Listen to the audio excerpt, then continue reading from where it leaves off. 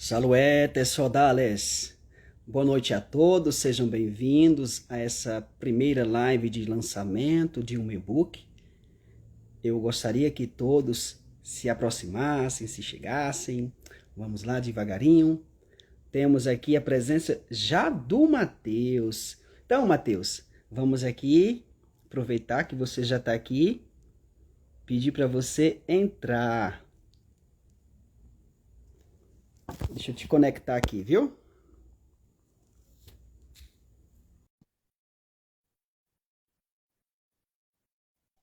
Pronto, veja aí. Boa Olá, noite, meu querido. boa noite, Adílio.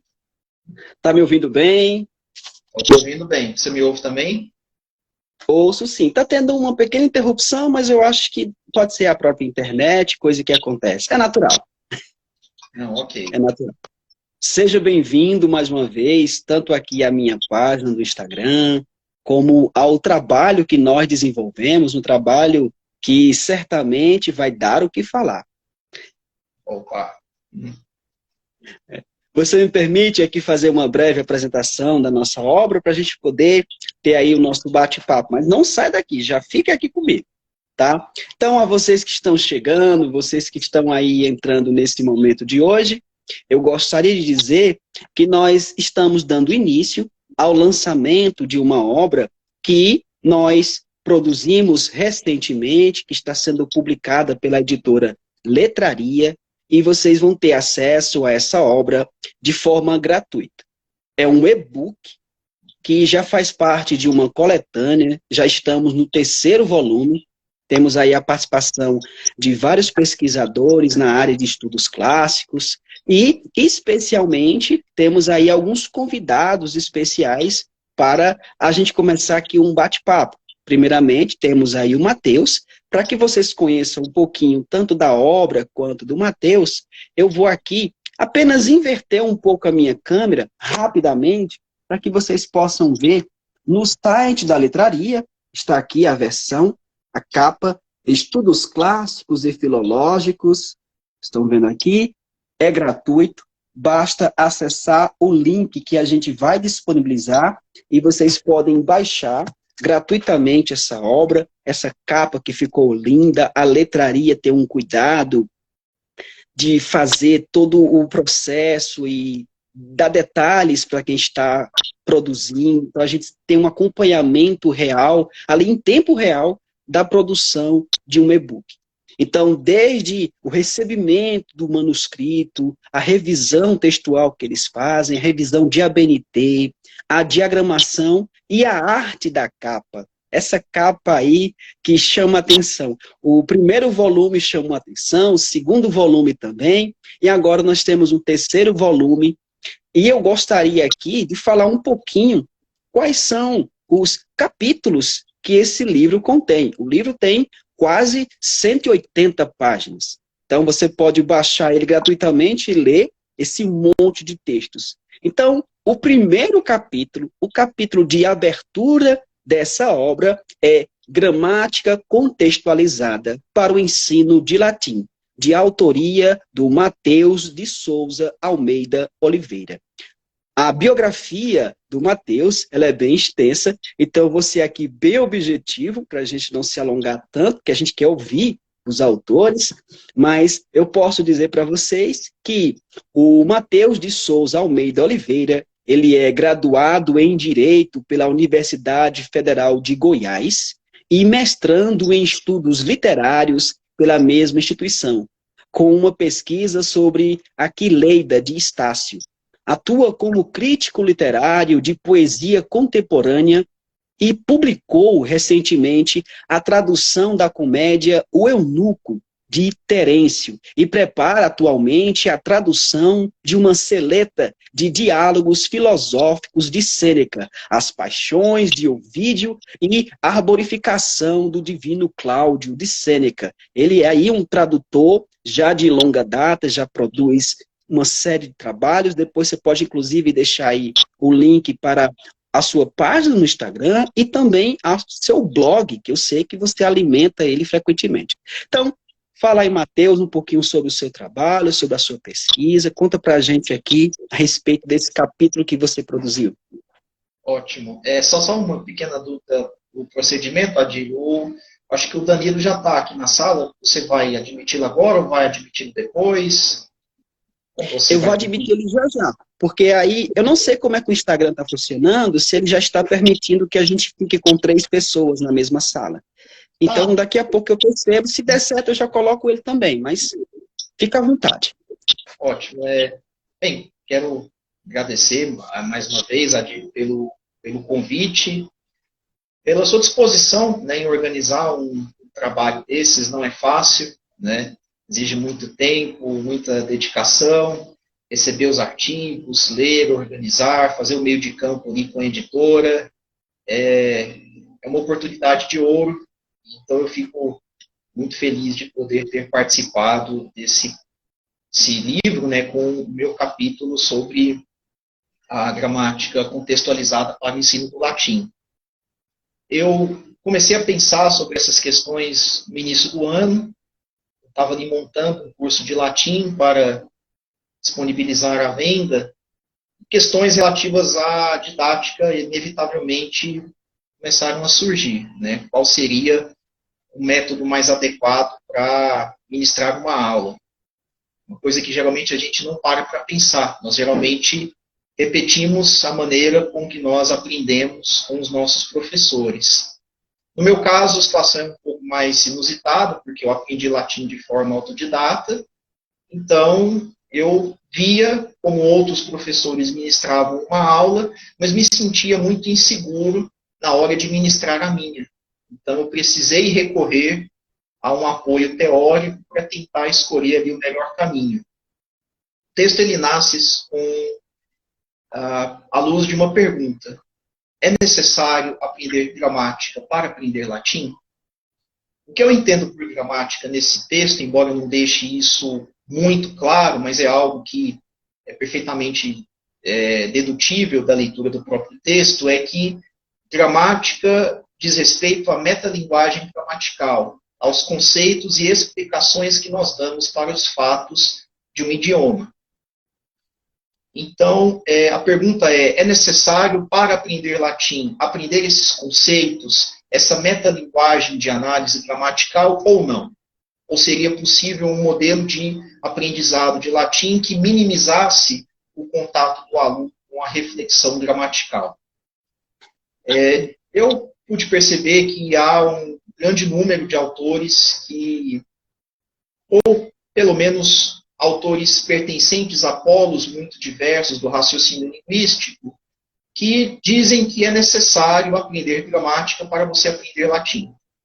Então, eu constatei tanto autores da linguística moderna, quanto autores de um perfil mais tradicional que vão defender essencialmente essa opinião. Para me ajudar na reflexão, eu trouxe para o meu artigo o trabalho desenvolvido pela professora Irandé Antunes sobre uma gramática contextualizada, que me parece ser um trabalho muito interessante e muito usado hoje em dia por muitos professores para organizarem as suas aulas de português. A professora Irandé constatou que a aula de português, muitas vezes, havia se transformado num processo de rotulação estéril. O aluno tem um pedaço de texto e a única capacidade que se exige do aluno é que ele consiga aplicar o rótulo ou o conceito adequado para aquele determinado trecho. Então, contra esse modelo de ensino de gramática, ela vai pensar numa gramática contextualizada, que privilegie textos com começo, meio e fim, e que exija do aluno muito mais uma reflexão a respeito dos efeitos de sentido causados pelas estruturas gramaticais, do que propriamente falando pela terminologia que vai ser adotada em sala. Me pareceu uma ideia muito interessante para pensar o ensino de latim.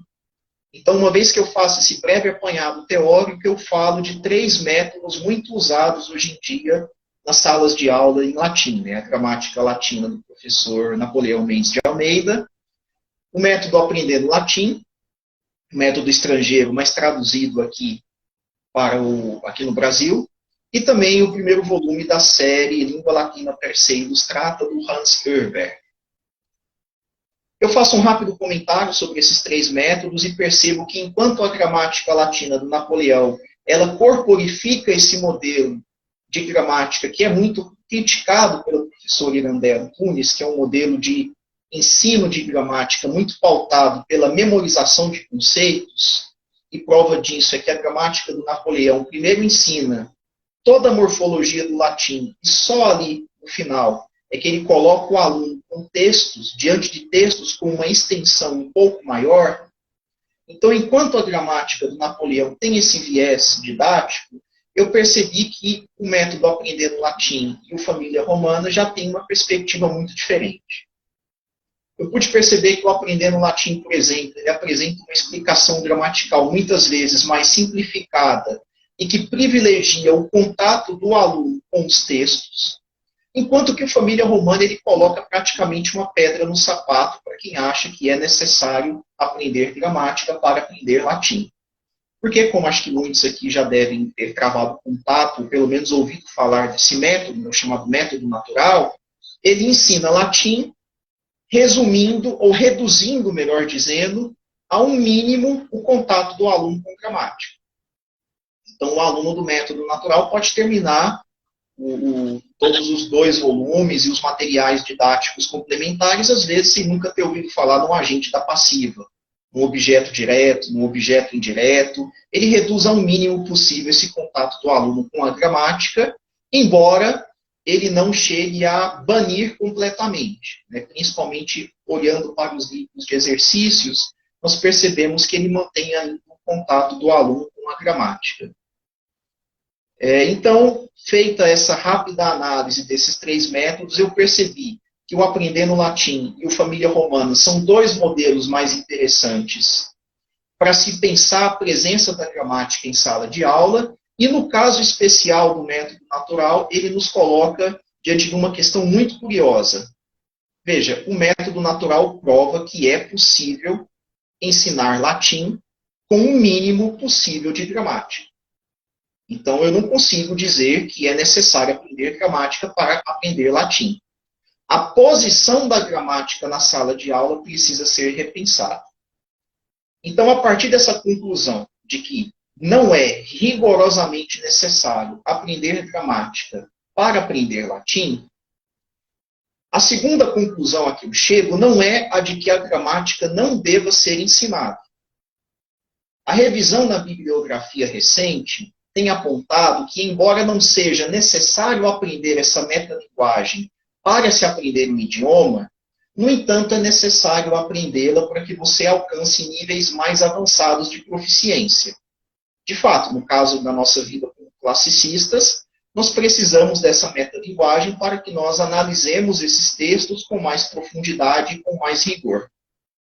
Então, a conclusão final a que eu chego ao longo desse meu artigo é que a gramática precisa entrar na sala de aula de latim, não como uma ferramenta necessária para o aprendizado, mas como um acréscimo muito valioso que dará ao aluno oportunidades importantes para que ele reflita sobre o seu objeto de estudo, para que o seu aprendizado não seja apenas um aprendizado mecânico, não seja apenas uma repetição de formas, mas também não seja apenas uma rotulação estéril, para que ele use essa ferramenta gramatical para pensar os fatos do idioma, e como ele não está mais tão preocupado com a nomenclatura, para que justamente ele consiga pesar as contribuições e o potencial explicativo das diversas teorias gramaticais que são apresentadas a respeito de um assunto. E justamente... Me permita, Matheus. Por favor. Só um adendo. É porque é o seguinte, após ter lido... não sei porquê, mas eu acho que eu estou me ouvindo. Você está percebendo isso? Está tendo um eco do retorno da minha voz. Deixa eu só falar aqui uma coisa. Eu estou tentando conectar você, Danilo, mas por algum motivo eu não consigo te convidar. Talvez seja interessante você mudar. Eu não sei porque eu estou me ouvindo. Você está me ouvindo 2 vezes, Matheus? Não. É estranho. Para eu me ouvindo 2 vezes. Eu não sei se é alguma coisa no meu som. Não, acho que não. Mas, enfim, eu estou me ouvindo 2 vezes. Mas, assim, Danilo, você tenta entrar com outra página para que a gente possa te colocar aqui. Deixa eu só aproveitar e fazer aqui o seguinte. Eu acho que eu sei qual é o motivo. Vamos lá. Saiu. Não? Não continua. Enfim, eu vou pensar nisso não. O som vai ter que ficar dessa forma.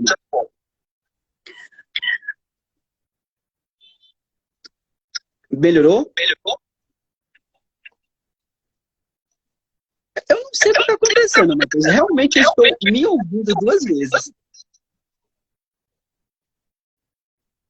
Deixa eu ver aqui. Coisas do Instagram. O Instagram, ele é desse jeito. Vocês estão ouvindo também, né? Aqui tá normal, aqui. Enfim, não sei o que... O Gilberto está perguntando para ver se ele me diz aí, me confirma se está tendo 2 vezes. Não, eu estou te ouvindo normal. Normal, apenas uma vez. Apenas uma vez. Bem, se for só para mim mesmo, não tem problema não. Na gravação, eu espero que fique com qualidade. O Eduardo está dizendo que talvez seja que quando eu estiver falando, o seu microfone deveria ficar desligado. Desativa para ver.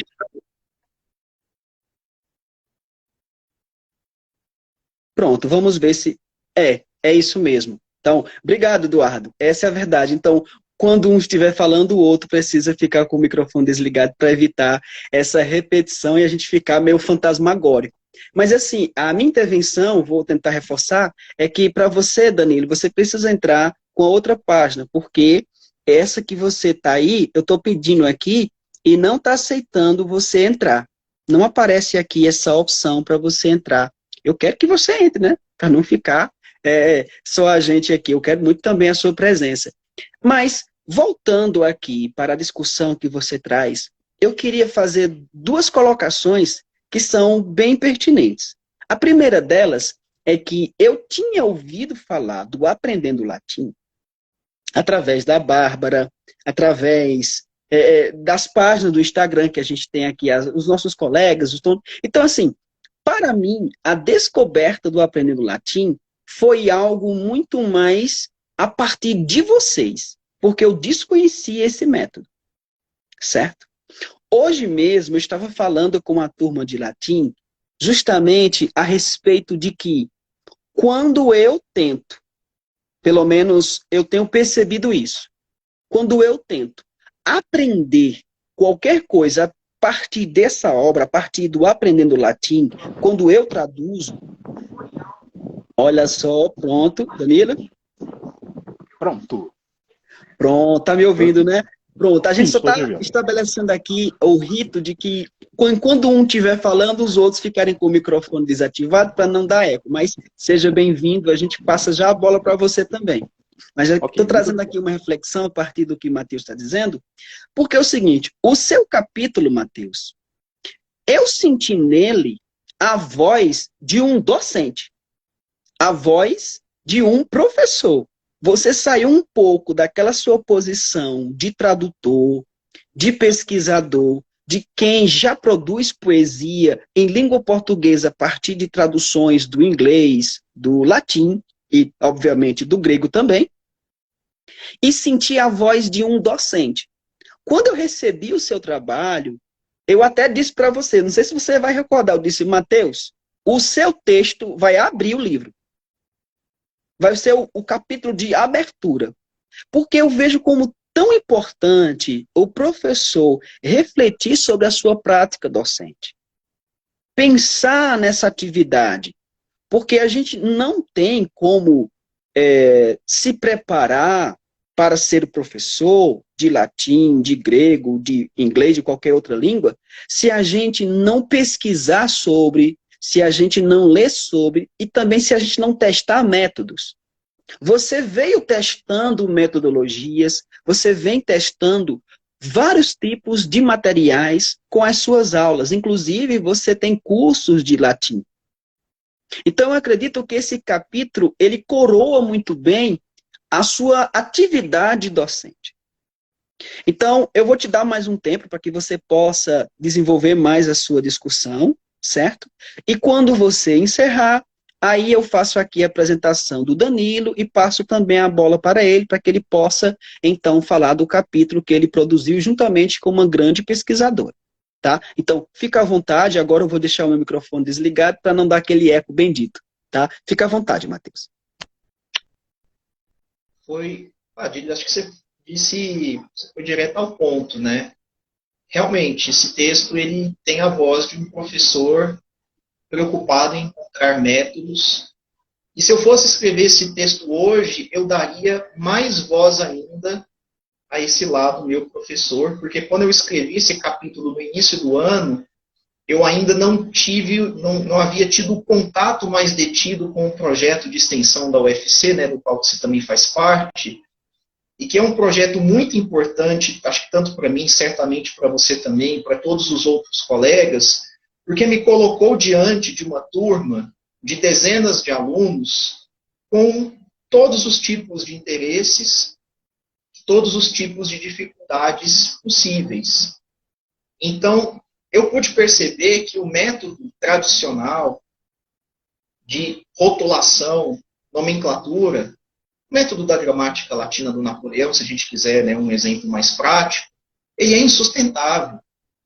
Eu jamais conseguiria usar esse método diante de uma turma de 30, 40, às vezes, poxa vida, teve sábados aí ao longo do projeto de extensão em que nós tínhamos 50, 60 alunos em sala. E às vezes, diante de alunos ali que não tinham domínio sobre conceitos básicos de terminologia gramatical. Então, esse método não funcionaria. Mas aqui, eu acho que eu vou provocar um pouco com isso também, o método natural também não funcionaria.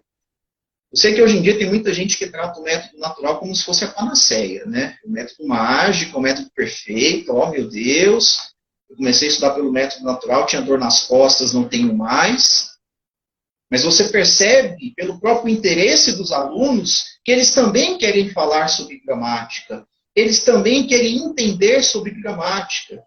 Porque não é só uma questão de repetição ou de aprendizado, muitas vezes passivo, que repete, pelo menos em tese, o aprendizado das primeiras fases da infância.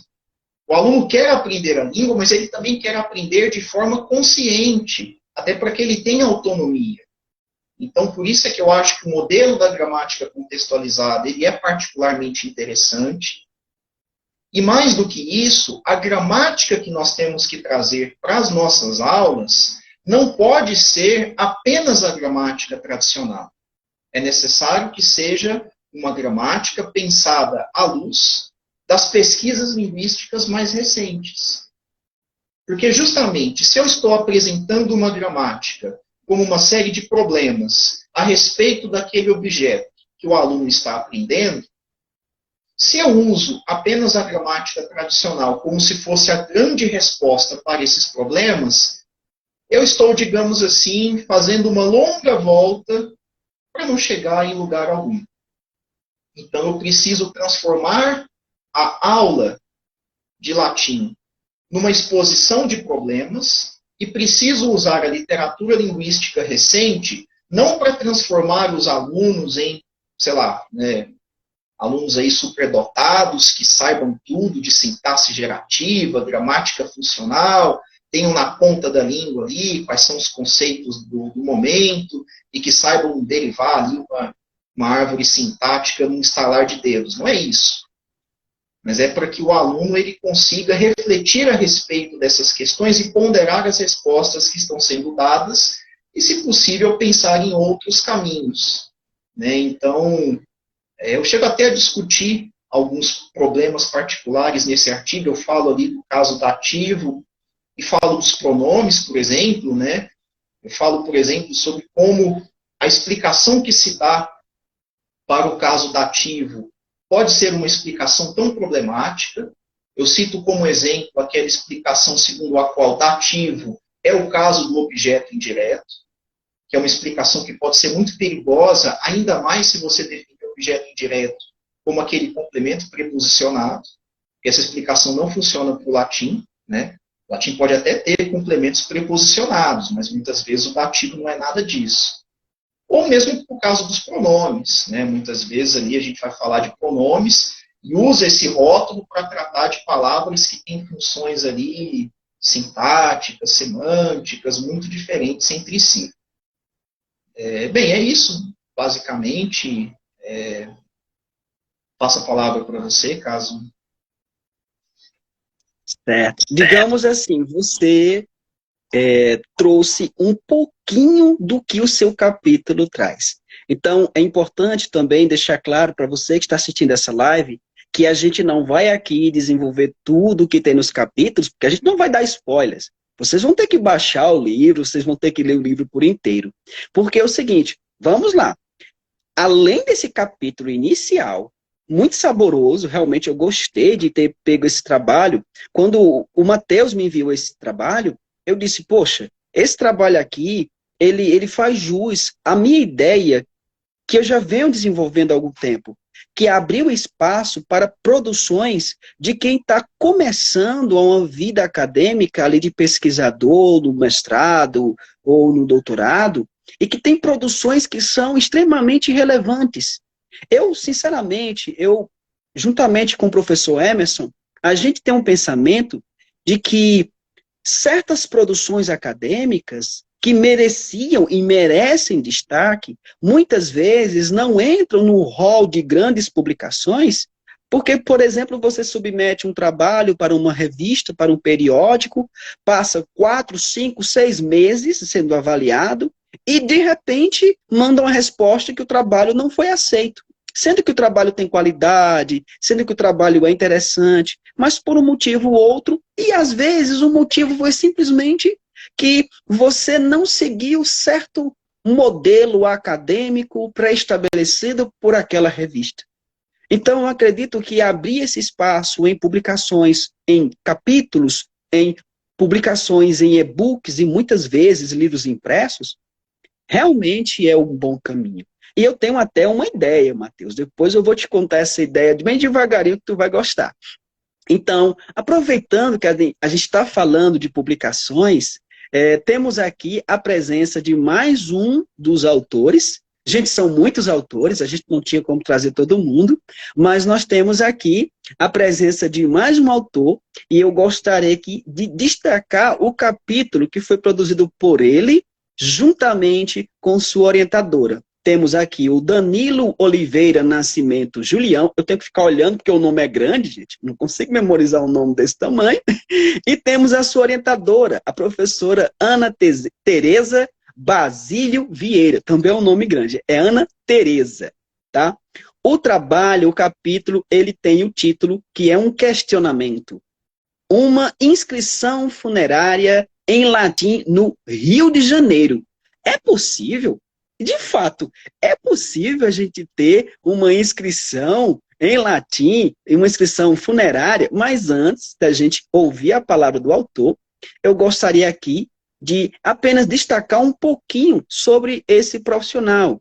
Ele é doutorando do programa de pós-graduação em Letras Clássicas da Universidade Federal do Rio de Janeiro, na linha de pesquisa O Discurso Latino Clássico e Humanístico.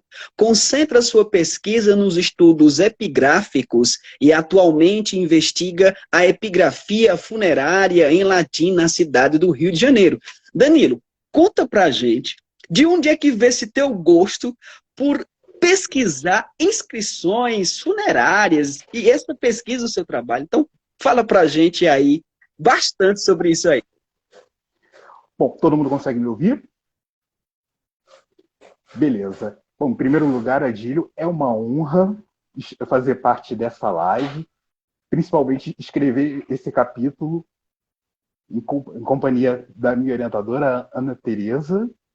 E essa inquietação começou na época em que eu era aluno de Ana Tereza, no Latim 4, que eu fiz uma viagem às cidades históricas de Minas Gerais, há exatamente 10 anos, mas curioso que esse ano eu completo 10 anos dessa viagem. E lá, uma vez lá, principalmente em Ouro Preto, eu tive a oportunidade de encontrar algumas inscrições em latim. E a partir desse encontro, surgiu essa inquietação. Se seria possível encontrar inscrições epigráficas em latim na cidade do Rio de Janeiro. E o que era apenas uma pergunta acabou se transformando numa pesquisa, foi abraçado, literalmente, por Ana Teresa e se transformou na pesquisa que desenvolvo até hoje. E esse capítulo que nós escrevemos foi o fruto da nossa pesquisa de doutorado. Na verdade, essa pesquisa já me acompanha, já nos acompanha desde a graduação, uma vez que durante o mestrado nós investigamos a epigrafia monumental no Rio de Janeiro e atualmente investigamos a epigrafia funerária na cidade do Rio de Janeiro. E é muito interessante porque a resposta para essa pergunta é uma resposta afirmativa, mas ao mesmo tempo é muito mais complexa do que se imagina. Porque, a princípio, parecia apenas uma questão de analisar e traduzir, mas existem muitas informações que devem ser levadas em conta na hora de analisar uma inscrição epigráfica. E nesse capítulo nós tentamos fazer essa investigação a partir de uma série de fatores, considerando não somente a perspectiva epigráfica, ou seja, analisando o texto epigráfico, mas também analisando outras questões, como a história, a topografia, as instituições da cidade do Rio de Janeiro. E muito interessante pensar em várias coisas, porque ao longo do capítulo nós refletimos sobre muitas coisas. Na primeira parte, o principal questionamento é quais são as principais características de uma inscrição epigráfica. E é muito difícil falar sobre isso, porque muitos manuais de epigrafia possuem diferentes definições do que é uma inscrição epigráfica.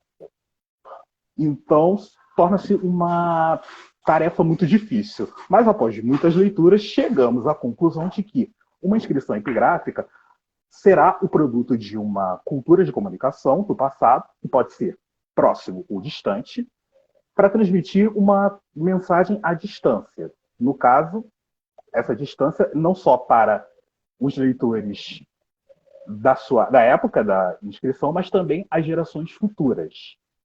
E essa questão da comunicação à distância é muito interessante porque, além do público-alvo para o qual ela é projetada, ela também se dirige a outros destinatários que não estavam previstos. Ou seja, muitas pessoas acabam lendo essas mensagens. E, após muito investigar, chegamos à conclusão de que existem 3 características que a gente pode colocar como fundamentais para definir uma inscrição epigráfica, que são a adequação a um estilo conciso e lapidar, ou seja, através de siglas e abreviaturas, e, além disso, a decodificação e reconhecimento por parte do leitor, ou seja, o leitor reconhecer aquele texto, e principalmente a capacidade de estabelecer uma comunicação para leitores contemporâneos e vindouros. E é muito interessante que, além disso, a gente também investiga outras questões, como, por exemplo, a própria tipologia epigráfica. Porque, de acordo com um dos autores que trabalhamos, que é o Etienne Wolff, existem 3 grandes grupos na epigrafia, que são as tipologias funerária, religiosa e honorífica monumental. É claro que, consultando os manuais de epigrafia, nos deparamos com inúmeras outras tipologias, mas, para eles, esses são os 3 grandes grupos. E é interessante que, ao pensar nas inscrições do Rio de Janeiro, que a gente nomeia no texto como inscrições fluminenses, é possível perceber que, apesar de trabalharmos com a epigrafia funerária, existem características de 2 ou mais tipologias epigráficas dentro dessas inscrições. É muito interessante perceber essa espécie de hibridismo, porque a gente percebe que elas são únicas por si só, que elas apresentam um diferencial. em relação a elas. Também no mesmo capítulo, nós trabalhamos com a questão da epigrafia medieval e renascentista, principalmente falando sobre o interesse de estudiosos e pesquisadores durante a época medieval e renascimento sobre as inscrições. E é muito interessante que a gente aponta, entre outras coisas, que apesar de haver esse interesse por parte dos estudiosos, a maior parte da população não entendia o motivo daquelas inscrições estarem ali. E é interessante que essa característica encontrada na época medieval e na época renascentista também se encontra na cidade do Rio de Janeiro. Não apenas no recorte temporal que temos, que são os séculos XVIII e XIX, que pegam a época colonial e imperial da cidade do Rio de Janeiro, mas atualmente também. Antes de pesquisar, era muito difícil perceber essas inscrições de modo que elas chamassem atenção, mas agora, depois de um tempo de estudo, é impossível que elas não captem a nossa atenção. E também a gente fala sobre a questão da datação, porque as inscrições apresentam diversos modelos de datação, principalmente a datação romana, mas também no texto apontamos alguns exemplos de datação, como, por exemplo, a Era Hispânica, o Ano do Senhor, o Anno Domini. E é interessante que na época hispânica, dando um pequeno spoiler, a época hispânica é de 38 anos antes do nascimento do Cristo, enquanto que o Anno Domini é a partir do nascimento do Cristo. Assim como outras, também apresentam um critério próprio de datação. E para esse capítulo, nós escolhemos a inscrição funerária do Dom Frei Leandro do Sacramento, que está localizada no Jardim Botânico da cidade do Rio de Janeiro, aqui na cidade do Rio de Janeiro.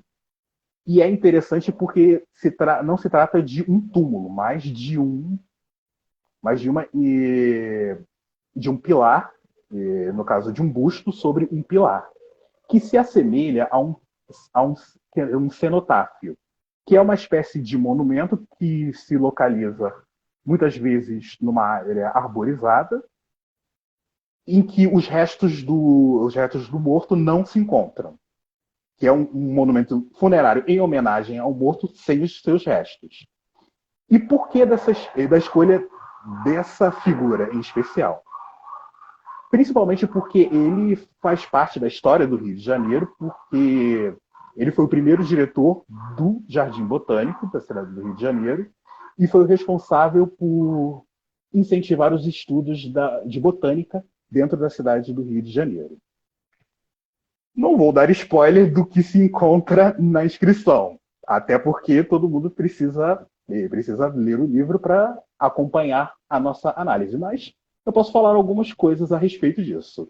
Principalmente que nessa inscrição nós encontramos algumas informações interessantes sobre a biografia de Dom Frei Leandro do Sacramento, como, por exemplo, a ordem religiosa a qual ele pertenceu, a trajetória profissional e religiosa e o ano de falecimento. E é interessante que no ano de falecimento existe uma curiosidade, que não é o ano propriamente dito de falecimento, mas alguns anos à frente desse falecimento, o que torna esse monumento como comemorativo do aniversário de morte dele. E a partir disso, a gente busca trazer o latim um pouco mais para a nossa realidade, para a realidade da cidade do Rio de Janeiro. E é interessante que não só essa inscrição, como todas as outras, ajudam a contar um pouco mais a história do Rio de Janeiro sob outro aspecto e principalmente sobre outra língua. E então isso é muito interessante, porque mostra essa comunicação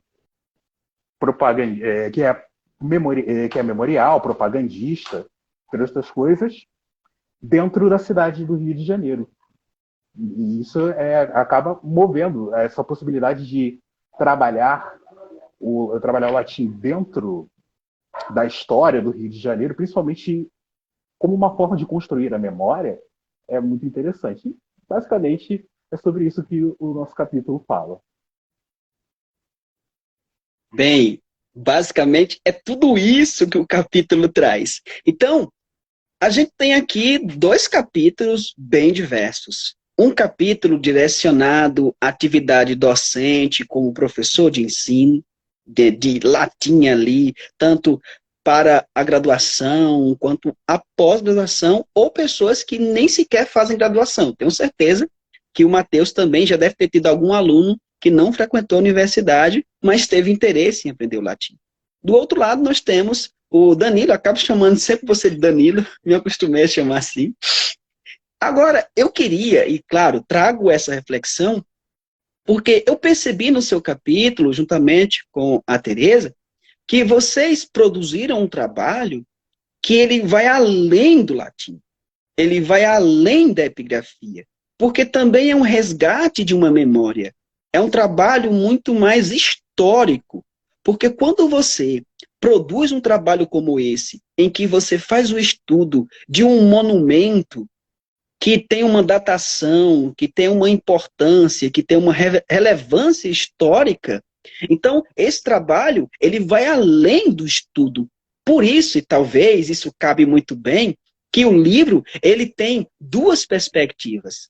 Ele não é simplesmente um trabalho de ordem que envolve a língua, somente a língua. É um trabalho que também reflete sobre os estudos clássicos, porque estudos clássicos é tudo isso. É grego, é latim, é história, é paleografia, é epigrafia, é docência de línguas clássicas, e seguramente, e não fiquem espantados, mas já fica aqui o convite para o volume 4.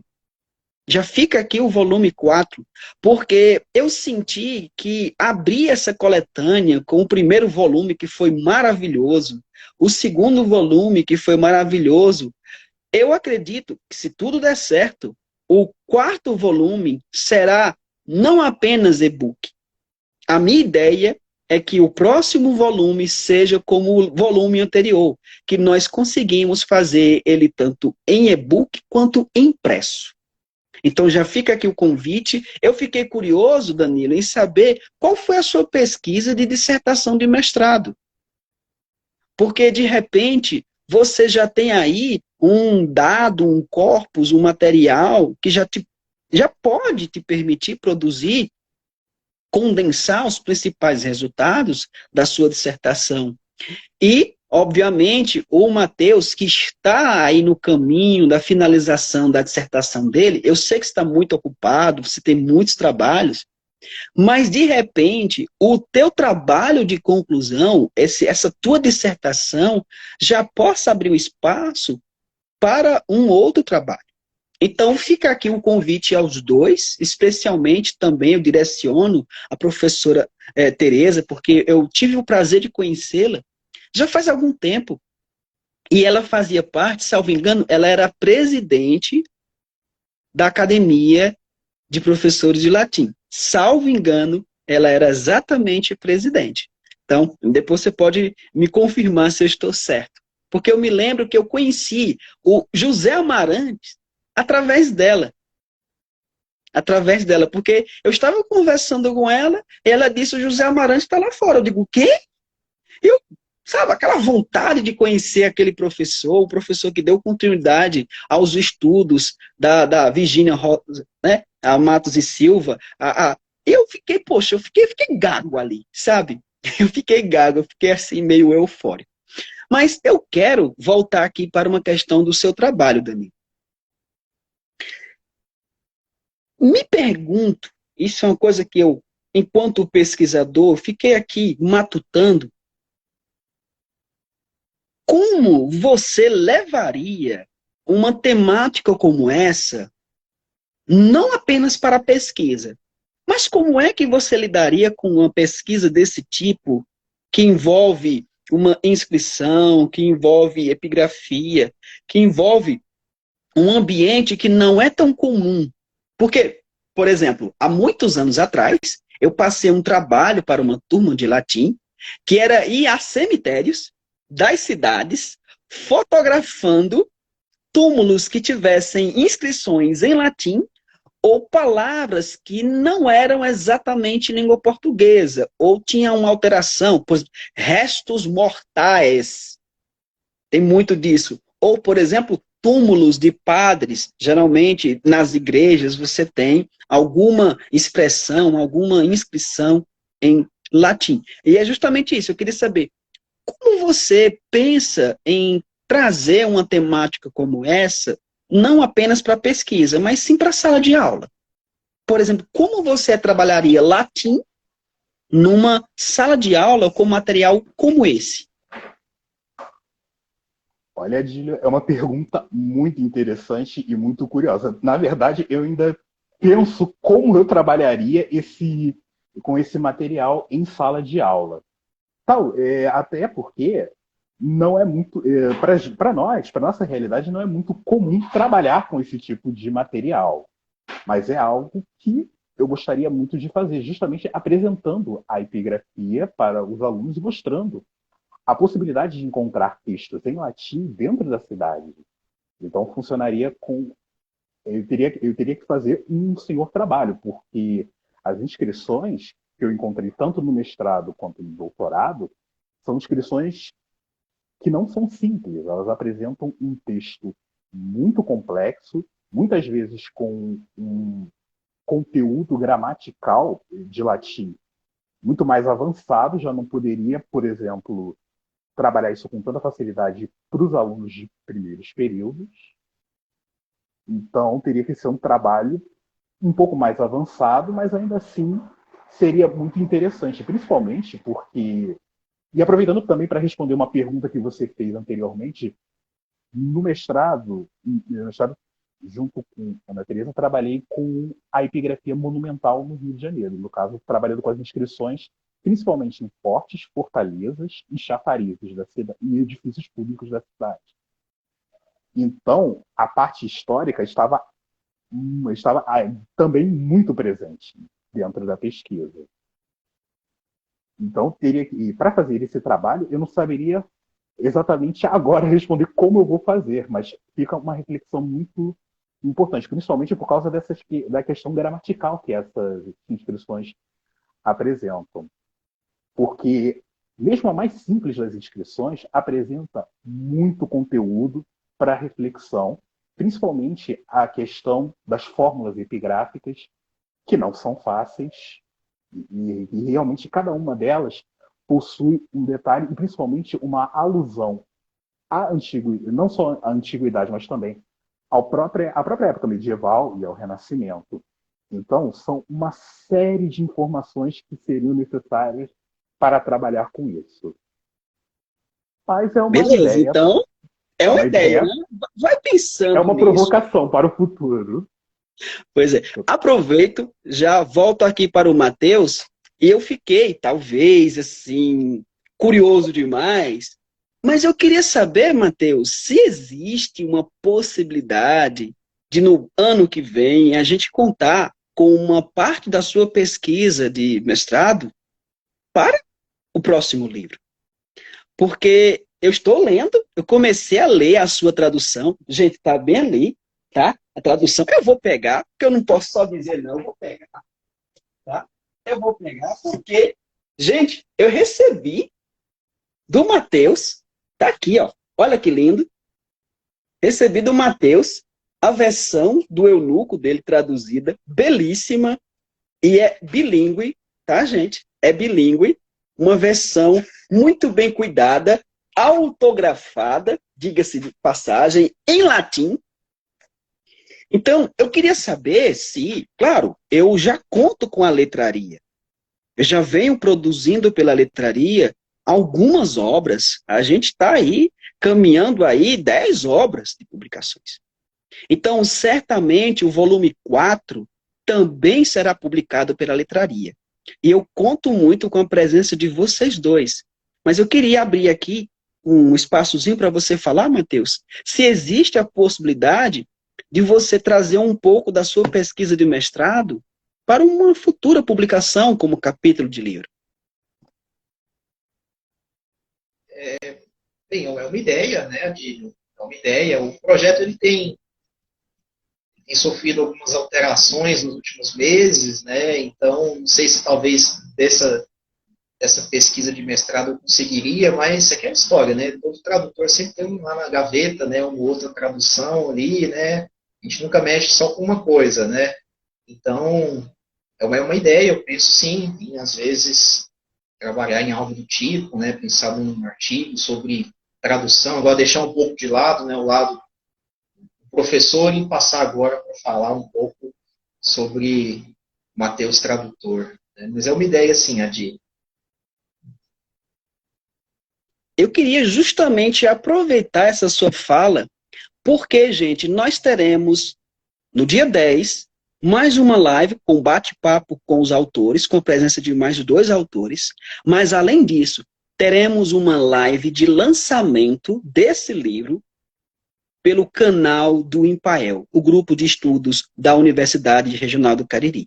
Então, aguardem brevemente, a gente vai divulgar, já vamos divulgar a próxima live do dia 10, quem são os participantes, e também vamos divulgar o lançamento pelo canal do Impael. Mas eu já adianto a vocês que eu vou reunir todos os pesquisadores desse livro em janeiro, para a gente ter um bate-papo assim com todo mundo, numa conversa muito bem animada. Porque esse livro é apenas um de muitos que nós faremos dentro da linha de estudos clássicos e filológicos. Eu queria aproveitar aqui a presença de todos vocês que estão assistindo. Obrigado aí o Gilberto, que vai estar na próxima live. Ele vai estar lá na próxima live. Tá? Aguardem, ele vai estar presente. Vai poder falar bastante sobre o seu trabalho. E deixe-me ver aqui a presença... gente, temos aqui a presença ilustre da professora Tereza, ela está aqui com a gente. É interessante porque é um latim visível que chama a atenção dos discentes, com toda certeza. E certamente, e aí eu chamo a atenção, Danilo, que você traz uma contribuição para o ensino de latim, mostrando que o latim não é apenas a gramática. O Mateus também traz uma contribuição para o ensino do latim, que o ensino do latim não é só a gramática, é o texto, é a epígrafe. Então, latim não é somente um conjunto de casos, não é apenas uma gramática seca e sacudida. A gente gosta sim do Napoleão Mendes de Almeida, mas ele não é tudo. O método natural é muito bom, mas ele não é tudo. O Hans Urberg é maravilhoso, mas ele não é tudo. O latim é muito mais. O latim é texto, o latim é cultura, o latim é história, é filosofia, é memória. Então, o latim, assim como o grego, como o hebraico e outras línguas clássicas e várias outras línguas modernas, acabam sendo a porta de entrada para o conhecimento. E eis aí a verdade. Nós precisamos estudar línguas para ir em busca do conhecimento através dos textos, através das reflexões. Nós podemos hoje, e contamos com variados pesquisadores que produzem e publicam constantemente materiais editados. Olha, isso aqui, gente, isso aqui é ouro. Isso aqui é ouro. Parabéns, Mateus. Um trabalho lindo, um trabalho magnífico mesmo. Porque você tem hoje em dia autores brasileiros traduzindo Homero, traduzindo Vigílio, traduzindo inscrições antigas, traduzindo textos que até então estavam desconhecidos. Nós ainda carecemos muito de materiais em língua portuguesa, mas já temos um bom começo, porque vários pesquisadores estão se debruçando sobre textos antigos, estão pesquisando, estão traduzindo. Então, daqui a pouco, eu não vou me espantar mais se a gente começar a ter anualmente publicações da literatura greco-romana traduzidas em língua portuguesa. Temos aí, vocês devem estar sabendo, o lançamento de mais uma tradução em língua portuguesa. Belíssima, não vou nem entrar em detalhes, mas eu vou postar aqui. O professor já fala por si só, o nome dele já diz tudo. Mas, enfim, agradeço a presença de todos vocês. Matheus, Danilo, muito obrigado a todos que assistiram, todos que estão participando. Fica o convite para mais um bate-papo semana que vem com mais 2 autores e em seguida mais uma live em que a gente vai contar com mais outros pesquisadores. A minha intenção é trazer um bate-papo com todos vocês que participaram dessa publicação, que para mim é de grande importância. Foi a última de 2022, a última, encerrando aí o ano com mais um livro, bem pertinho do Natal, bem pertinho do Natal. Então fica aqui as minhas considerações finais, eu abro aí o espaço para que vocês façam as últimas palavras de hoje, não né? Fechando para sempre, mas as palavras de hoje. Então vamos começar aqui invertido. Danilo. Bom, eu só gostaria de agradecer pela oportunidade que nós tivemos, no caso, eu e Ana Tereza, de publicar esse capítulo com o livro, principalmente de estar lado a lado com tantos autores brilhantes, com Matheus, com esse capítulo fantástico que fala sobre que fala sobre a possibilidade de falar de gramática e não ficar preso a outros métodos, e os autores também que certamente trazem muitas contribuições necessárias para o ensino de latim e grego, das línguas clássicas dentro do Brasil. Então, para nós é uma honra enorme e eu só posso agradecer mesmo e a oportunidade de estar aqui na live. Agradeço bastante. Bem, faço das palavras do Danilo as minhas também. Agradeço mais uma vez, Adi, como eu disse no início da live, a sua iniciativa, o seu tempo, sua paciência, né, de organizar um trabalho desses, sem dúvidas admirável. A coletânea ela tem um perfil muito diverso, então vocês vão encontrar lá artigos de perspectivas muito distintas, né, abordagens diferentes e preocupações também muito diferentes, que mostram a variedade dessa área de clássicas, né, a possibilidade de tratar desse mundo antigo de muitas perspectivas, né. Então, às vezes, para quem não conhece muito da área, abre um artigo, um livro desses, assim, só de folhear ali nas páginas, a pessoa se espanta, né, com a possibilidade de tantas discussões diferentes serem levantadas. Então, apenas agradecer mais uma vez pela oportunidade. Então, eu encerro aqui a nossa live, mas já reforçando, o volume 4 de Estudos Clássicos e Filológicos vem aí para 2023, e você, autor, autora, que tem aí um trabalho engavetado de estudos clássicos, de grego, de latim, de literatura, e pretende publicar, depois entre em contato comigo, tanto aqui no Instagram, quanto por e-mail, e manda o seu trabalho. Brevemente começa o período de submissões. Obrigado, meninos, pela presença. Semana que vem a gente tem mais uma live. A de hoje a gente está encerrando aqui. Agradeço a todos que participaram, que assistiram também. Obrigado, gente. Deixa eu ver aqui. Vou tentar salvar essa live para colocar no meu YouTube.